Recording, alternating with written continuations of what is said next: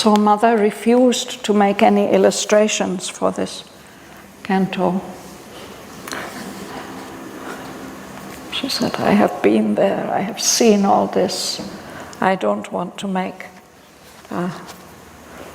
pictures and imprint this on people's consciousness.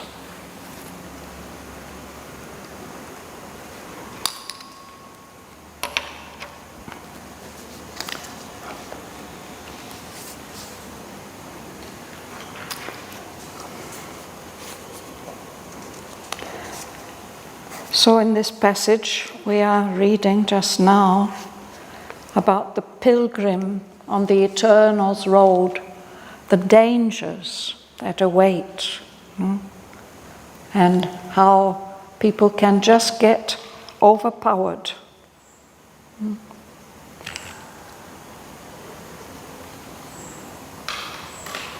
Then what happens?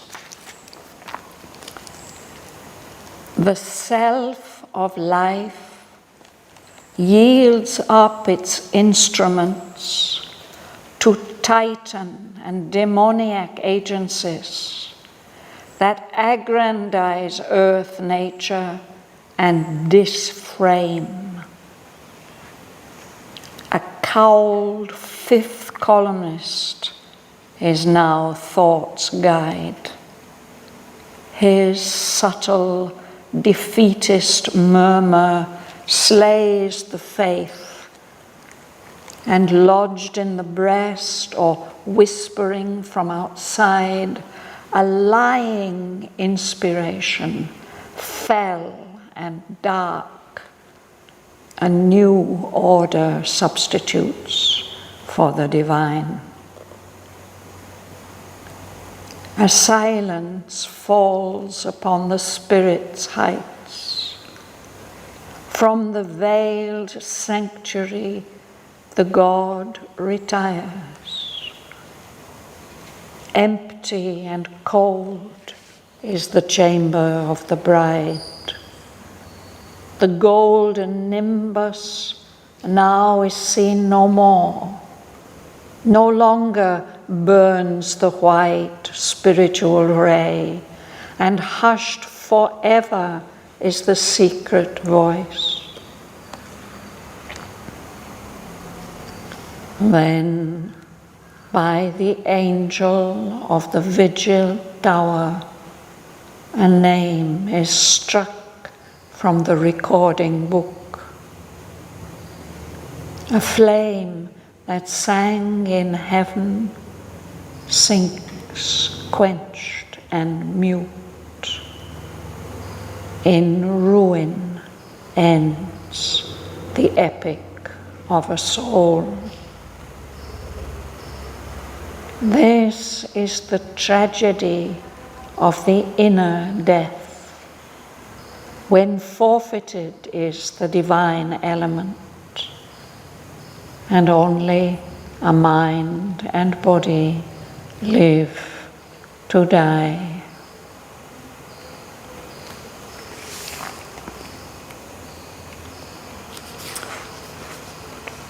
Perhaps we'll look at this passage first,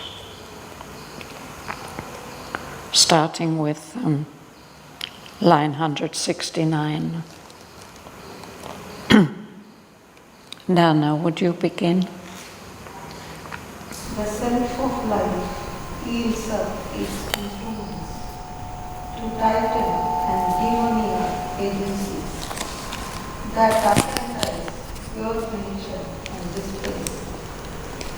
The cowed fifth columnist is now God's guide. His subtle defeatist moment slays the faith, and lodged in the breast or whispering from outside.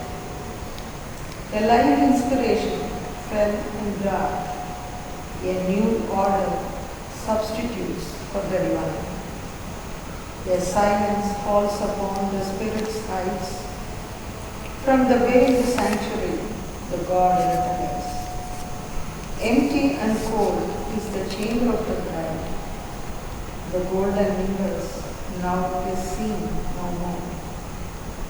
no longer burns the white spiritual flame, and hushed forever is the secret voice. Then by the angel of the Vijay tower, a name is struck from the recording book. The flame that sang in heaven sings quenched and mute. In ruin ends the epic of our soul. This is the tragedy of the inner death, when forfeited is the divine element, and only the mind and body live to die.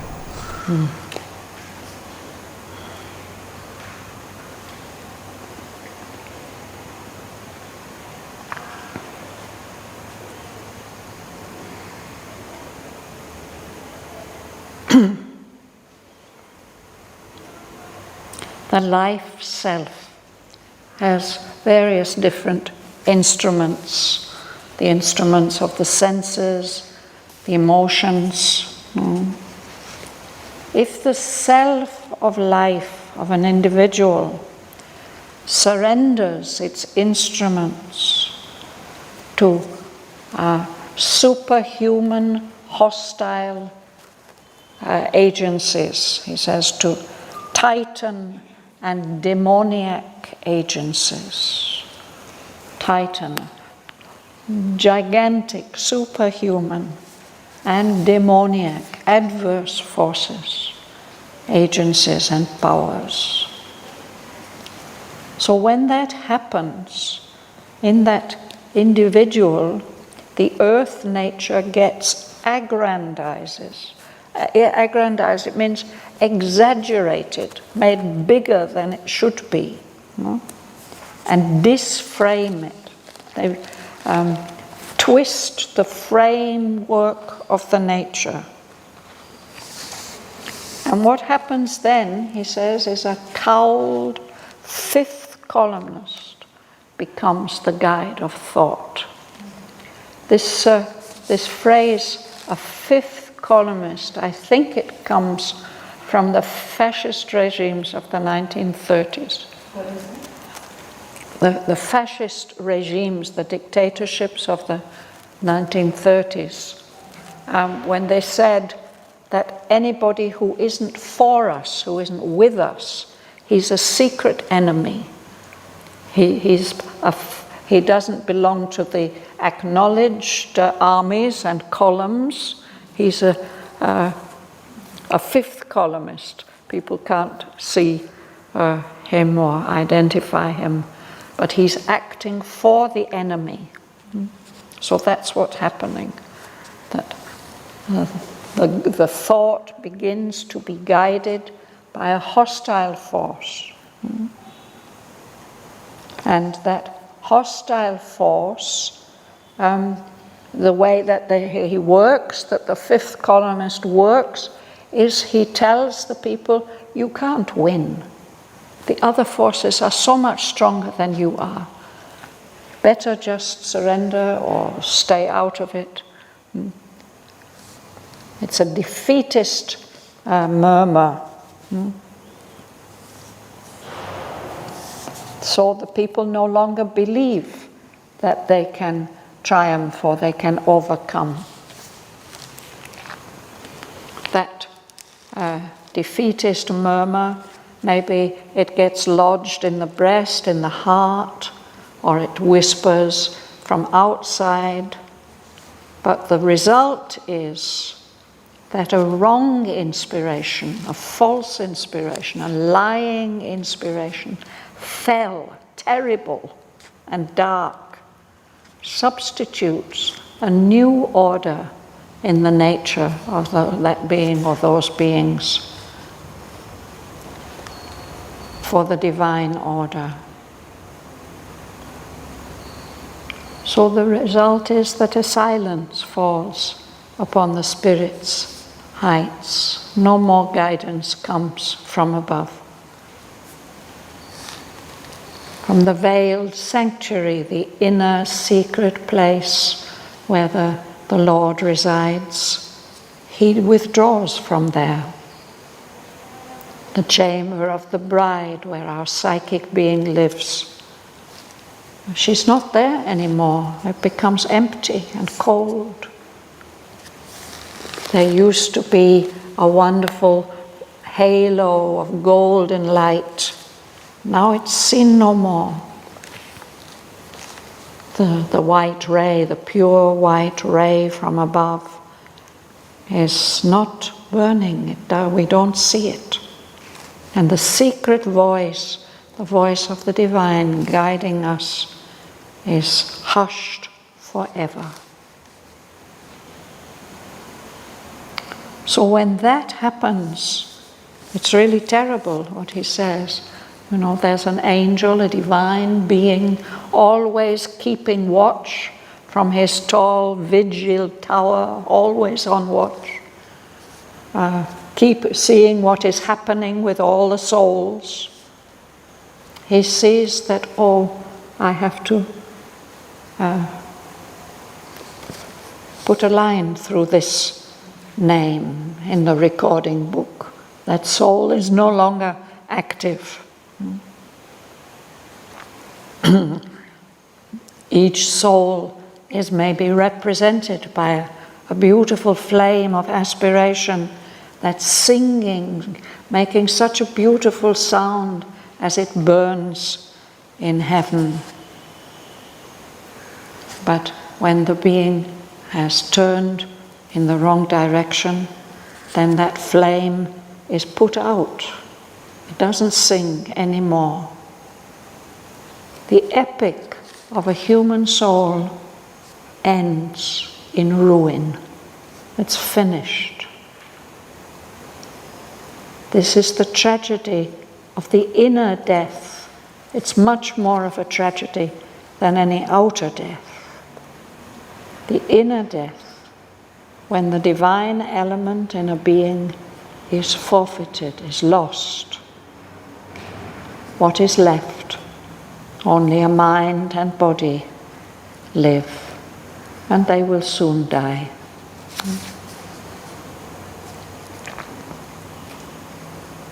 The psychic being can really leave. No, it leaves just a mind and body.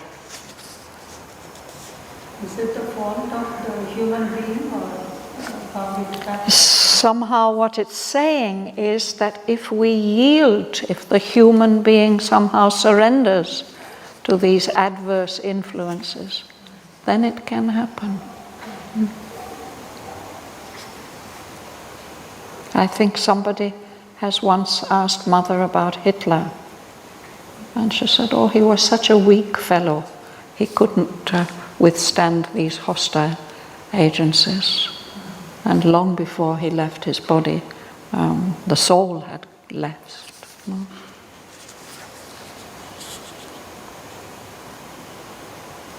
So how can this happen?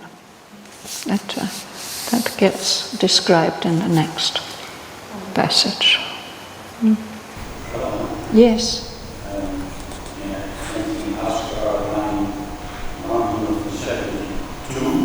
And then you explain the word columnist. A fifth columnist, yes. So I think it was from perhaps Franco's dictatorship in Spain. There were different columns fighting. And there were those who were for and there were those who were against.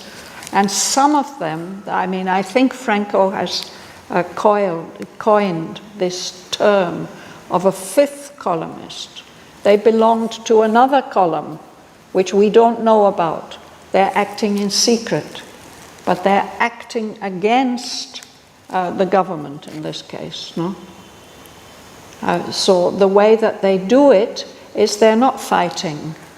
They're not out on the streets, they're not resisting, anything like that. What they're doing is they are spreading fear and despondency so that people don't have the courage to go out and oppose what is wrong. So that's why he says cowled. He's got the people who act in secret, we don't see them. And the army may have columns, but this is a secret column that we don't know about. And the way they are doing it is they are undermining all the positive forces. Column is a rule, or It is, no, it would be a unit of the army. okay. Hmm? Column. I know the word. Yeah. Fifth column, but not columnist. So Oh, so you're one who belongs to that column, that secret column, a columnist. We also use this word columnist of somebody who writes in the newspaper. No, that's his profession. He writes columns in the newspaper. But this is a special use of which applies to politics. You want the origin? Hmm? You want the origin of it? Oh, if you have... It's what you said. Yes.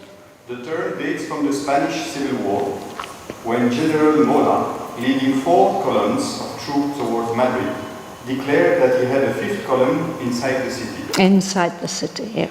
And they were discouraging. They say, you can't resist, you can't resist. Yeah. You'll have to surrender. Yeah. Thank you, John.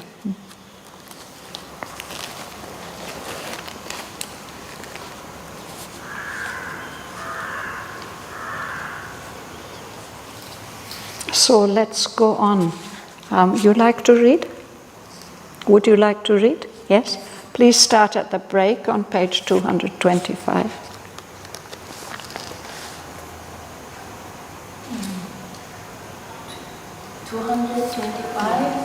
Page 225. For terrible agencies the Spirit allows, and there are subtle and enormous powers that shield themselves with the covering ignorance of offspring of the gods, agents of the shadowy force, haters of light, intolerant of peace, aching to the thought, the shining friend and guide, opposing in the heart the eternal will. They veil the occult, uplifting harmonies. His wisdom's oracles are made our bones. The doors of God they have locked with the keys of creed, and shut out by the law His tireless grace. Thank you. So none of this could happen unless the Spirit allows it. But the Spirit doesn't actually do all this. It allows these subtle and enormous powers that shield themselves, they hide themselves, protect themselves with the covering ignorance. We don't know they are there, so we don't defend ourselves against them. No? These subtle and enormous powers are offspring, children of the gulfs, the deep, dark, lower levels of nature. They are agents of the shadowy force, that hostile force that veils itself in shadows. These subtle and enormous powers hate light, the truth light. They hate it. They are intolerant of peace. They enjoy misrule. But what they do is they are aping to the thought, the shining friend and guide. Aping is what monkeys do. They copy you. Copying, imitating to the thought, the shining friend and guide, the inner divinity. Those subtle and enormous powers They oppose the eternal will. They oppose it in the heart. They veil, they cover up the occult, uplifting harmonist.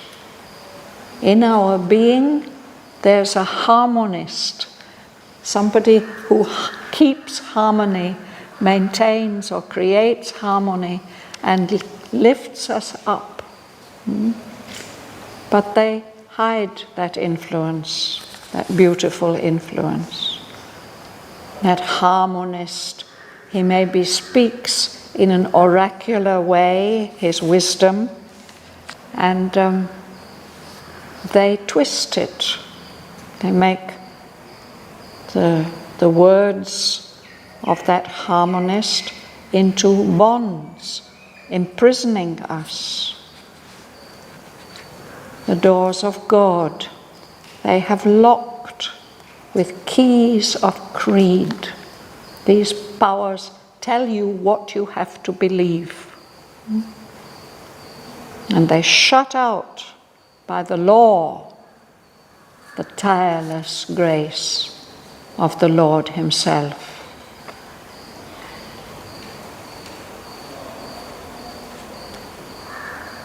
Is it clear? Anybody would like to ask anything?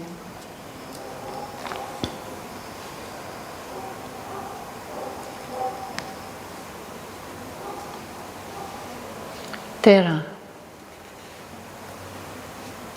Along all nature's lines they have set their posts and intercept the caravans of light. Wherever the gods act, they intervene. A yoke is laid upon the walls deep high. Masked are its beasts from the supernal bliss, and the closed peripheries of brilliant mind block the fine entries of celestial fire. Yes. So there are these roads of nature, this line and that line. These dreadful powers have set up their bases there along all the roads of nature. And they use those bases to intercept the caravans of light. Caravans, groups of people traveling, moving forward, perhaps on a pilgrimage, but perhaps on some voyage of exploration or trade. Those powers intercept them, they interrupt them. Wherever the gods act, those powers, they intervene, they interfere. If they see the light growing, they do their best to disrupt it. So in this way, the world's dim heart gets enslaved. A yoke is laid upon the world's dim heart. It doesn't its beats are masked, it is disguised.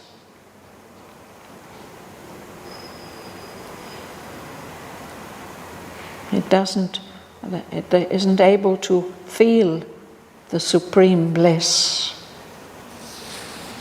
And there's this instrument of life, the mind, brilliant mind. It's so clever, it can play such tricks.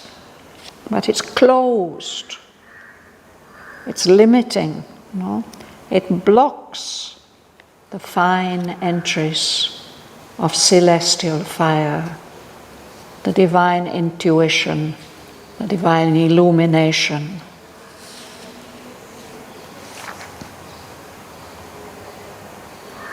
Kamla. Always the dark adventures seem to be natural. They turn the diseases institutes, turn into defeats the victories of truth, proclaim as falsehood the eternal laws, and load the dice of doom with wizard light. The world's shrines they have occupied, observed, Usurped. usurped its thrones, its corns of the dwelling, Dwindling. dwindling chants of the gods. They claim creation as their conquered Thief. and crown themselves the iron lords of time. As texts of the illusion and the mask, the artifices of nature's fall and pain, have built their altars of triumphant night in the clay temple of terrestrial life. Right. So this is how it seems if we look, especially in times when our world, or in areas where our world is dominated by the powers of falsehood. Always those dark adventurers, they seem to win. It's as if the divine powers have little power against them. They fill the whole of nature with evil's institutes. Even the victories of truth, they turn them into defeats. The eternal laws, they proclaim as falsehoods. They say, no, no, that is not true. And they load the dice of doom with wizard lies. Loading the dice. If we read in Ramayana and Mahabharata, we will know that the sport of kings, it was to gamble with dice. So the dice, those pieces, they were ivory pieces that they played with, they shouldn't be loaded. It should be pure chance, the way that the dice fall. But if you're a cheater, you will find a way to load the dice. So that's what they do. They load the dice of doom. Those dice have been prepared by the powers of disaster. They load them with wizard lies, clever magical lies. These dark adventurers. They've occupied the world's shrines, all the sacred places. They have usurped its thrones. Usurping happens when somebody displaces the true ruler and takes his place. He's a usurper. So whoever should be ruling has been sent away. Somebody else is sitting there. And they think that they've already won everything. They mock the dwindling chances of the gods. When something's dwindling, it's getting smaller and smaller and weaker. So those powers are claiming creation that they have conquered it completely. A conquered fief. It's ruled by them. A fief, it's a territory that you rule. Those powers crown themselves the iron lords of time. These are adepts. These are clever people, even initiates. They are clever at illusion and the mask, disguise. And they are artificers. They do things that are not natural, but artificial. They artificially produce the fall and pain of nature, which is meant to be full of bliss. Those adepts have built their altars of triumphant night in the clay temple of terrestrial life. clay temple is our body. And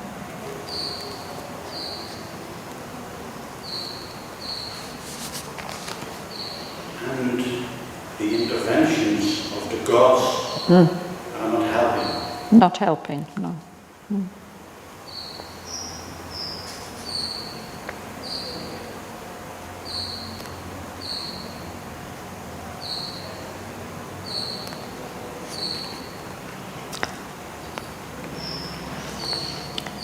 Joel. In the vacant precincts of the sacred fire, in front of the Reredos. in the mystic rite, facing the dim firmament none can pierce, intones his sovereign in the mitred priest, invoking their dreadful presence in his breast, attributing to them the awful name. He chants the syllables of the magic text and summons the unseen communion's act, while he twists the incense and the muttered prayer, all the fierce bay with which the world is racked, is mixed in the foaming chalice of man's heart and poured to them like sacramental wine. This is a terrifying image of the Black Mass, the sacred ceremony which has been turned inside out, totally perverted. So it's a picture of what the priest would do in a church. So there's a space where the sacred fire should be burning, but it's vacant, it's empty, it's not there. The reredos is a kind of screen, a carved screen that separates the part of the church where the people sit and the part where the priest can go and offer the sacrament. So in front of the reredos, that means on the people's side, he faces this dim velamen, this barrier that nobody can pass through. This priest, he's wearing a hat like a bishop, a mitre. It's a special pointed hat that shows that he's a high official of the church. He's chanting his solemn hymn. But what he's doing is invoking the dreadful presence of those powers, those hostile powers, to enter into him. He gives to those powers the name, the sacred name that we should all only speak and think of with awe, with reverence and worship. He chants the syllables of the magic text. In the Black Mass, I think they even chant it all backwards. He summons, he calls for the act of communion when the priest communicates with the divine presence. And while he's doing that, between the incense on one side, the muttered prayer on the other side, all the fierce bale, the terrible misfortune which is torturing the world, is mixed in the foaming chalice of man's heart. It's as if the priest is using the human heart as the place to create this poisonous substitute for the sacramental wine.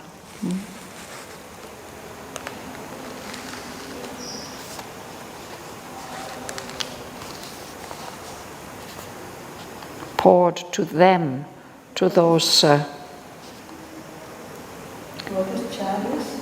A chalice, it's the sacred cup where the wine of the sacrament is kept. The word bale? Bale, it means disaster, misfortune. Or somebody can give you a baleful look. They wish you all kinds of ill. Bale. It's the opposite of good and light. To them, Yes, to them, I'm just looking. It is these powers, of course, these subtle and enormous powers.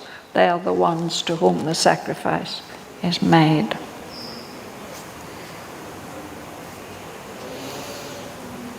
Alice. What line? 233. Assuming. Names divine, they guide and rule. Opponents of the highest, they have come out of their world of soulless thought, power, to serve by enmity the cosmic scheme. Night is their refuge, a strategic base. Against the sword of flame, luminous eye, bastion they live, an acid force of gloom, calm and secure, and sunless presence. No wandering ray of heaven can enter there. Armored, protected by their lethal masks, as in a studio of creative death, giant sons of darkness sit and plan the drama of the earth, their tragic stage. All who would raise the fallen world must come under the dangerous arches of their power. For even the radiant children of the gods, to darken their privilege, is a dreadful right. None can reach heaven who is not passed through heaven.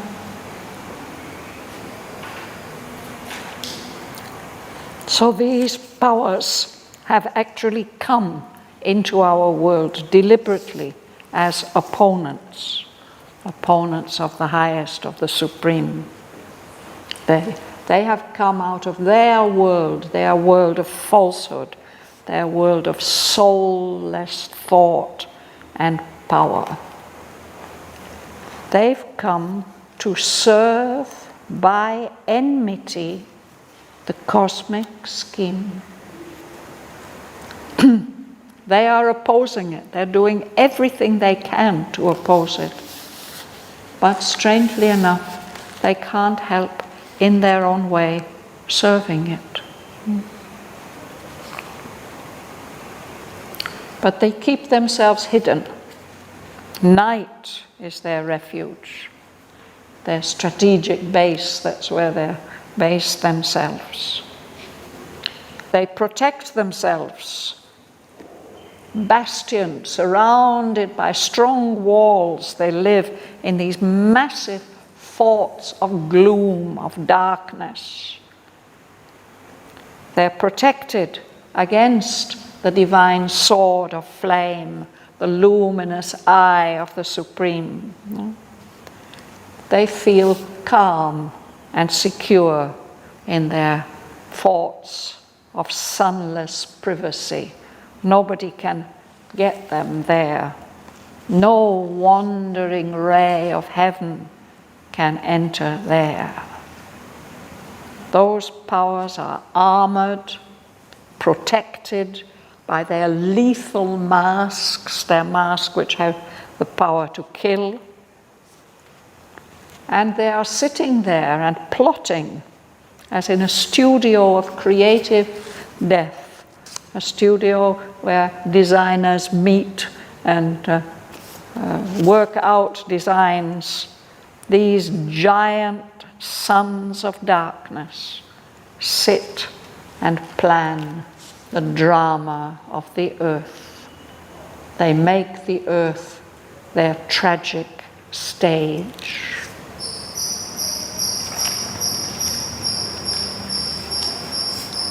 All beings who want to help uplift the fallen earth have to pass through underneath the dangerous arches of their power, these giant sons of darkness. Because they've been granted the privilege that they're allowed to darken, to cast their shadow, even on the radiant children of the gods.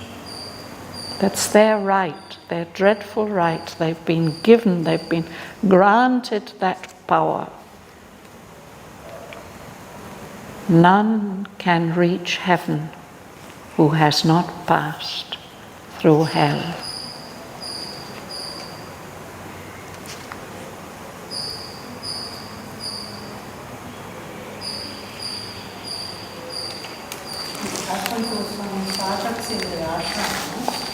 Yes. Look like real. Oh, yes. Even to the mother it has happened, yes.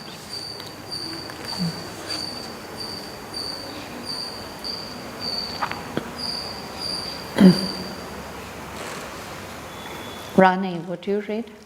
I think I'm going to pass. I didn't bring my reading glasses. Okay. Alexander. This too, the traveler of the woods on there, a warrior in the dateless news strife. He enters into dark, despairing night, challenging the darkness with his luminous sword, alarming with his steps the threshold moving. He came into a fierce and dolorous realm, peopled by souls who never had tasted peace, ignorant like men born blind, who know not light. They could equate worse deal with highest good. Virtue was to their eyes a faceless sin, and evil a misery, and misery were their natural state. And dire administration's fatal curve, making of grief and pain the common law, decreeing universal joylessness, had changed life into a stoic sacrament, and torture into a daily festival. Yes, let's pause there. So all these terrible things that we've already read about in this earlier parts of this canto, also this passing through hell, no? This too the traveller of the worlds must dare. This is King Asvapati. He's the one who is travelling through all the worlds and realms and planes of existence. As part of his quest, he's looking for something. And here at the end of this canto, he will find what he was looking for. But at the moment, he's deep down in these darkest depths. In order to find that key to nature's change, he too has to pass through all these terrible ordeals. He's a warrior in the dateless duel's strife, in the contest, in the battle that's going on without any date to it, no beginning and no end. It goes on and on and on. He's going down deeper and deeper. He entered into dumb, despairing night, challenging the darkness with his luminous soul.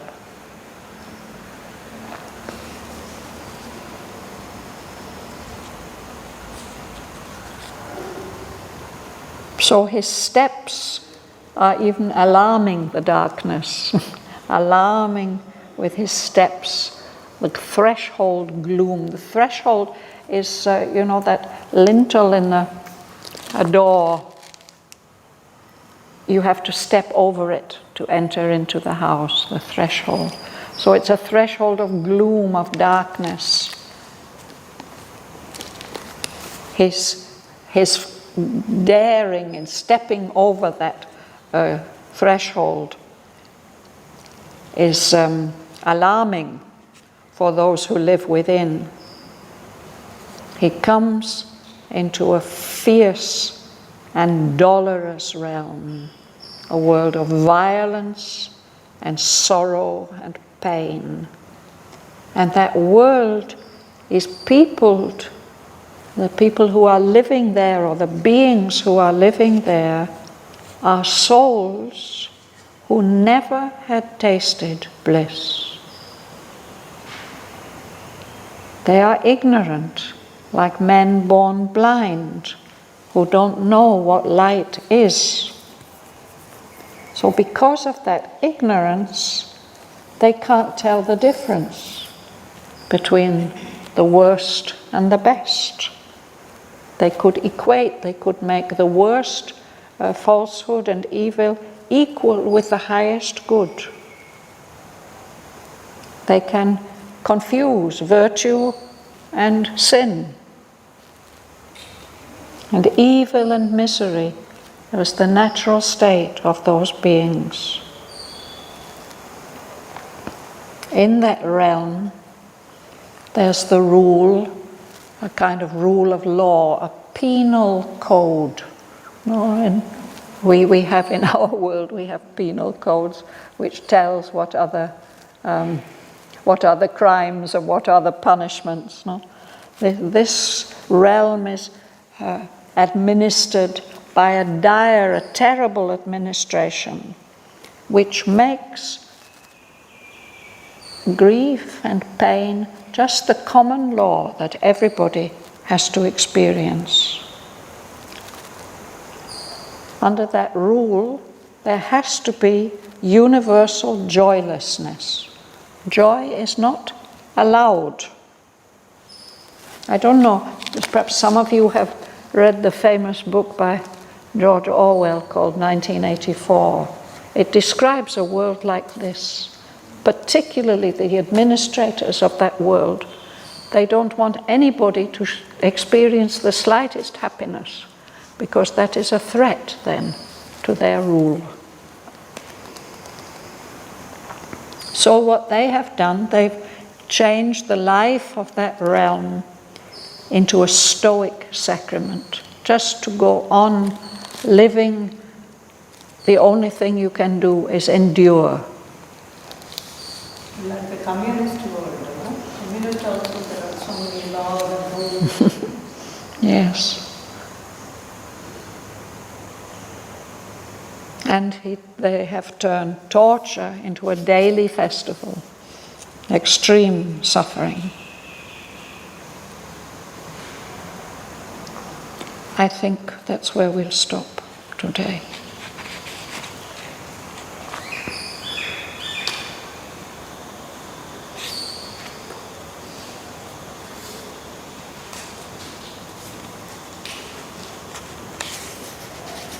It goes on.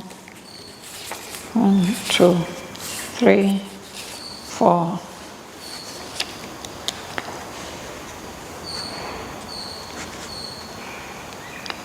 On page 231, King Aswapati finds the key he was looking for. So we still have a couple more weeks to go before we reach that.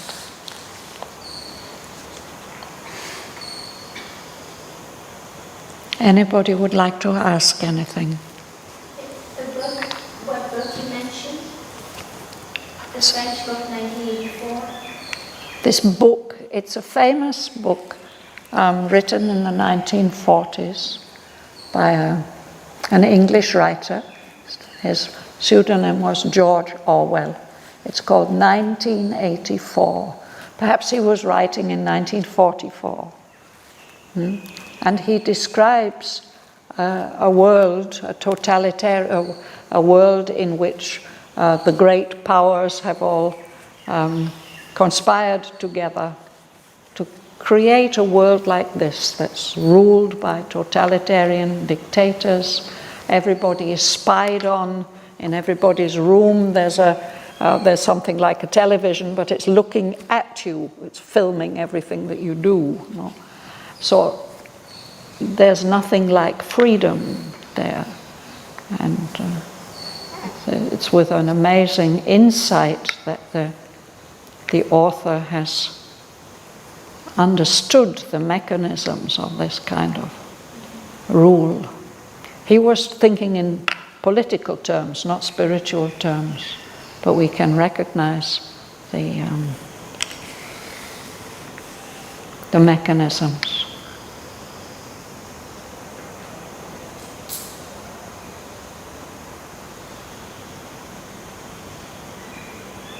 I'm not recommending you, young lady, I'm not recommending you to read that book.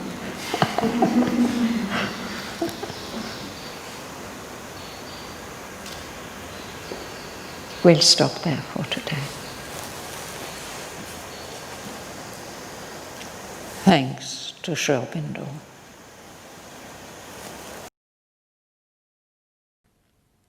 The self of life yields up its instruments to titan and demoniac agencies that aggrandize earth nature and disframe.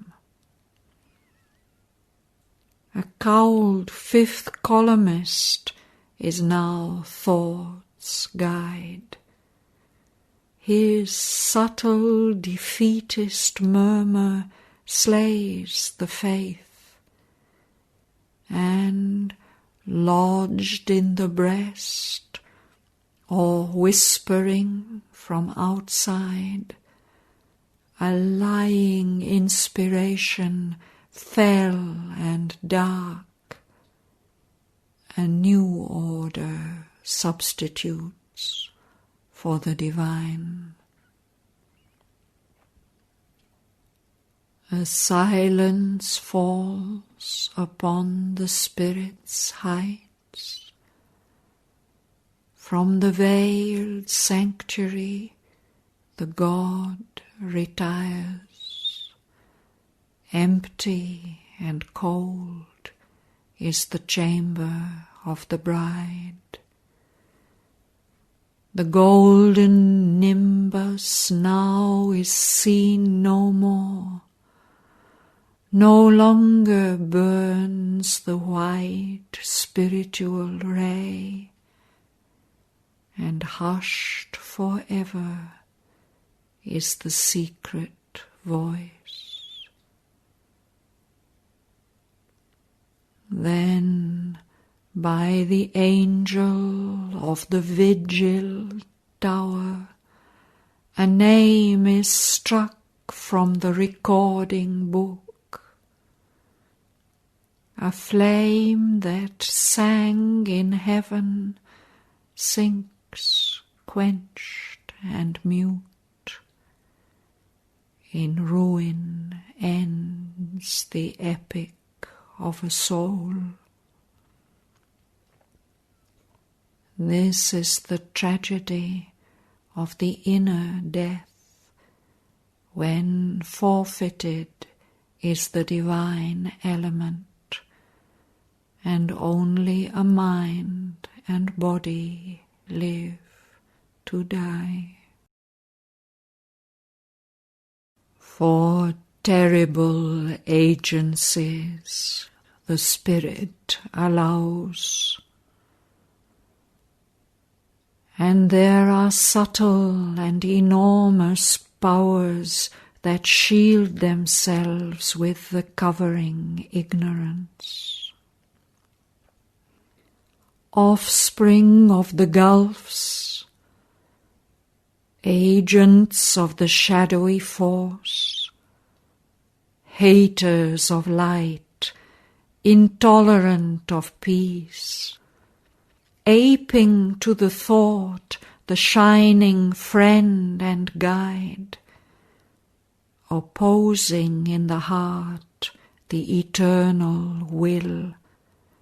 They veil the occult uplifting harmonist. His wisdom's oracles are made our bonds. The doors of God they have locked with keys of creed, and shut out by the law his tireless grace. Along all nature's lines they have set their posts, and intercept the caravans of light. Wherever the gods act, they intervene.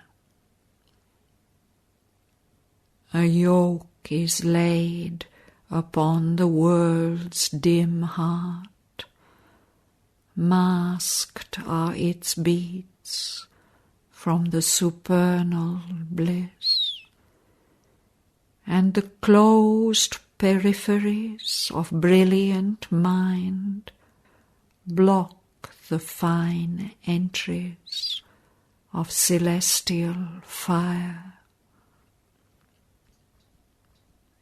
Always the dark adventurers seem to win. Nature they fill with evil's institutes, turn into defeats the victories of truth, proclaim as falsehoods the eternal laws, and load the dice of doom with wizard lies. The world's shrines they have occupied, usurped its thrones. In scorn of the dwindling chances of the gods, they claim creation as their conquered fief, and crown themselves the iron lords of time. Adepts of the illusion and the mask, the artificers of nature's fall and pain, have built their altars of triumphant night in the clay temple of terrestrial life. In the vacant precincts of the sacred fire, in front of the reredos, in the mystic rite, facing the dim velamen none can pierce, intones his solemn hymn the mitred priest, invoking their dreadful presence in his breast.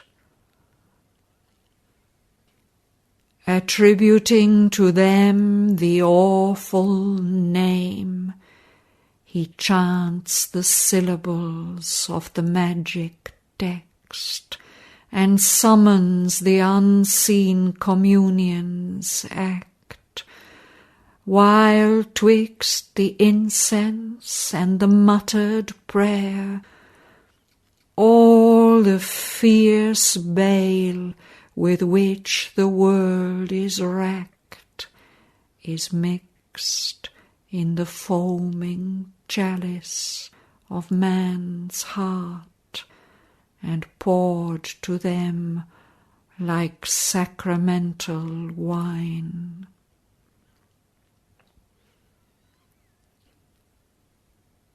Assuming names divine, they guide and rule. Opponents of the highest, they have come out of their world of soulless thought and power, to serve by enmity the cosmic scheme. Night is their refuge and strategic base. Against the sword of flame, the luminous eye, bastioned they live in massive forts of gloom. Calm and secure in sunless privacy, no wandering ray of heaven can enter there. Armored, protected by their lethal masks, as in a studio of creative death, the giant sons of darkness sit and plan the drama of the earth, their tragic stage.